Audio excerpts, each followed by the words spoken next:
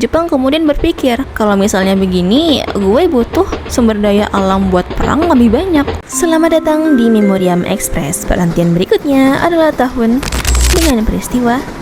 Silakan like dan subscribe agar dapat mengunjungi perhentian berikutnya. Kepada para penumpang yang terhormat, seperti yang kita tahu, tanggal 17 Agustus kemarin, Indonesia baru saja merayakan ulang tahunnya yang ke-79. Akhirnya 79 tahun yang lalu, Indonesia berhasil mencapai kata merdeka setelah sekian lama dijajah oleh negara Jepang. Nah, tapi sebelum Jepang menginvasi dan menjajah bangsa Indonesia sendiri telah mengalami penjajahan oleh bangsa Belanda selama berabad-abad lamanya. Pergerakan-pergerakan gerilya baik yang terstruktur maupun tidak pada saat itu telah dilakukan, namun ternyata kata merdeka masih jauh di depan mata. Hingga akhirnya bangsa Jepang datang dan membantu Indonesia untuk mengalahkan Belanda, mengusir negara tersebut dari Indonesia. Tapi ternyata Jepang justru kembali menjajah Indonesia demi kekayaan sumber daya alamnya. Tapi berkat perjuangan dan kegigihan para pahlawan kita, baik secara gerilya maupun secara diplomatis, akhirnya Indonesia berhasil mencapai kata merdeka.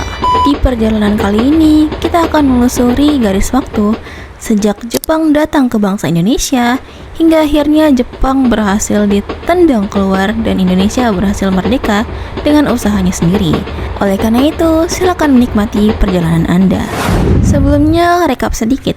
Pada waktu itu, di sekitar tahun 1941, sedang terjadi yang namanya Perang Dunia Kedua, terutama Perang Pasifik, di mana Jepang berhasil ngebom Pearl Harbor milik Angkatan Laut Amerika Serikat, yang mana itu menjadikan Jepang merasa sangat di atas angin.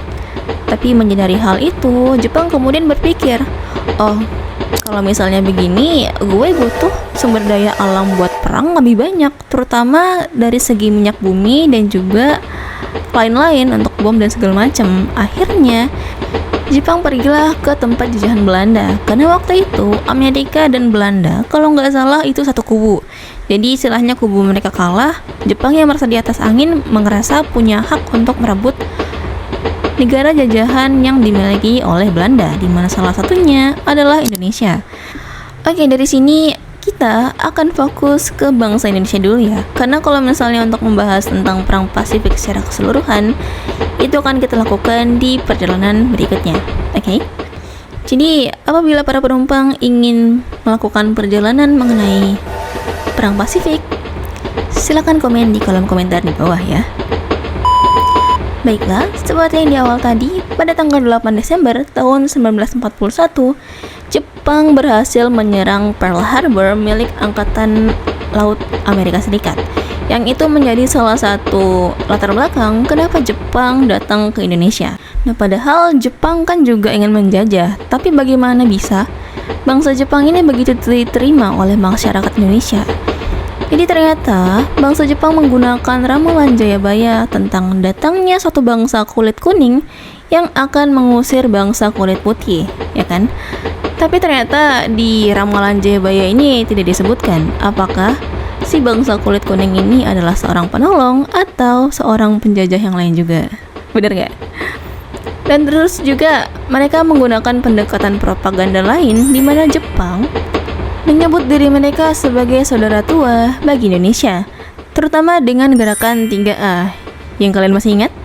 Jepang Cahaya Asia, Jepang Pelindung Asia, dan Jepang Pemimpin Asia. Wow, NPD sekalian dah.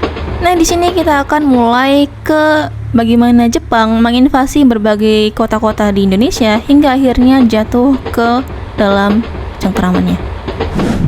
Kita masuk dengan kota yang pertama kali diduduki oleh Jepang, yang sekaligus menjadi tempat awal Jepang ini mendarat di sana. Jadi pada tanggal 11 Januari tahun 1942, tepatnya di Tarakan, di situ Jepang pertama kali mendarat. Nah, Tarakan ini dulunya masuk ke dalam provinsi Kalimantan Timur, tapi setelah pemekaran akhirnya Tarakan masuk ke dalam provinsi Kalimantan Utara. Nah, setelah berhasil menguasai Tarakan pada tanggal 11 Januari tersebut, Jepang pun kemudian mulai menyebar nih. Hingga pada tanggal 13 Januari tahun 1942, Manado pun berhasil dipegang. Kemudian menyusul Balikpapan pada tanggal 24 Januari 1942 dan Pontianak pada tanggal 29 Januari 1942. Bayangin, cepet banget ya. Nah, berlanjut di bulan Februari, pada tanggal 3 Februari tahun 1942, Samarinda ini berhasil mereka taklukkan, dan menyusul besok harinya, tanggal 4 Februari tahun 1942, Ambon berhasil diambil.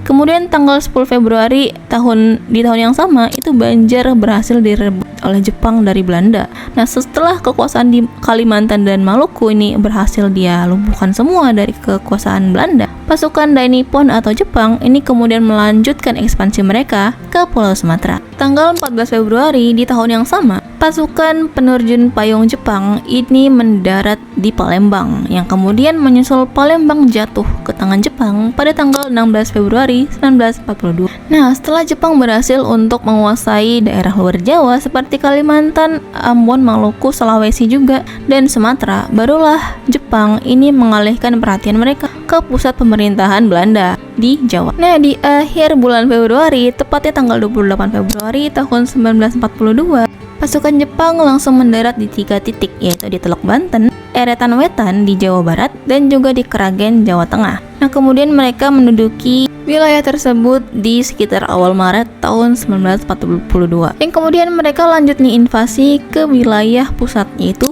Batavia, atau yang sekarang menjadi namanya Jakarta, yang saat itu menjadi pusat pemerintahan kolonial Hindia Belanda, yang kemudian berhasil direbut pada tanggal 5 Maret 1942. Cepat banget kan? Nah, nggak cuma itu, Jepang pun kemudian meluaskan invasinya hingga akhirnya berhasil merebut Jawa Barat di Lembang dan Bandung, yang berhasil diambil pada tanggal 7 Maret 1945, yang dimana besoknya terjadi suatu perjanjian. 8 Maret 1942 terjadi suatu perjanjian di mana Belanda dipaksa untuk menyerah tanpa syarat dan juga memberikan negara jajahannya ke Jepang. Perjanjian ini bernama Perjanjian Kalijati karena terjadi di Kalijati dekat Subang, Jawa Barat, di mana kedua belah pihak ini bertemu, yaitu pihak Belanda sama pihak Jepang.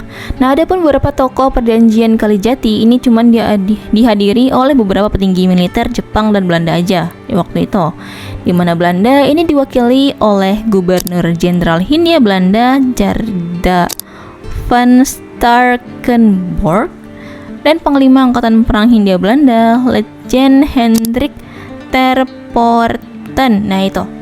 Nah, sementara dari Jepang sendiri ini diwakili oleh Jenderal Hitoshi Imamura. Nah, isi perjanjian itu apa? Isinya itu diputuskan bahwa Belanda ini menyerah tanpa syarat kepada Jepang, yang sebenarnya isinya tergolong singkat ya, yang dimana Belanda diminta menyerahkan seluruh wilayah kekuasaannya di Indonesia kepada Jepang tanpa syarat. Yang akhirnya Letjen Terpoorten ini ya udahlah, serahin aja kekuasaannya ke tentara ekspedisi Jepang yang dipimpin sama Hitoshi Imamura saat itu. Ya, timbang mereka meninggal ya kan. Dan sejak saat itu resmilah Indonesia bukan dijajah sama Belanda, tapi dijajah sama Jepang. Kepada para penumpang yang terhormat, perjalanan kita akan di-pause sampai di sini dulu, dan kemudian akan dilanjutkan di perjalanan berikutnya sebagai bagian dari garis waktu penjajahan Jepang di Indonesia. Namun jangan sedih, karena di hari Jumat nanti kita akan mengunjungi stasiun yang lainnya, yaitu Stasiun Limbo.